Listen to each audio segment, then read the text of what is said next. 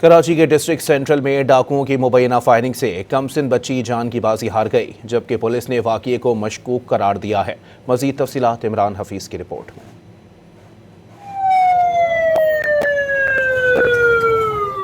کراچی کے district central میں جرائم کی شرح میں خطرناک حد تک اضافہ ہو گیا۔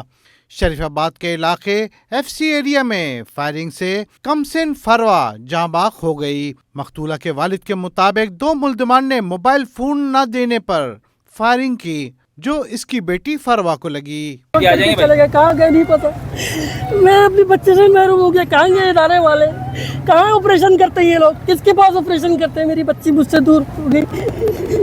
پولیس کے مطابق 3 سالہ فروا کی فائرنگ سے جاں بحق کی اطلاع عباسی شہید اسپتال سے ملی۔ جائے وقوع سے کوئی خول یا خون کے نشانات نہیں ملے۔ والدین پوسٹ مارٹم کرائے بغیر ہی لاش لے گئے ہیں۔ لواحقین کے بیانات میں تضاد پایا گیا ہے۔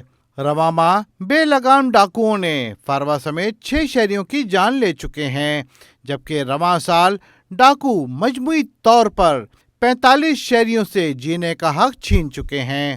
کیمرہ مین قاسم خان کے ساتھ عمران حفیظ، ڈان نیوز کراچی۔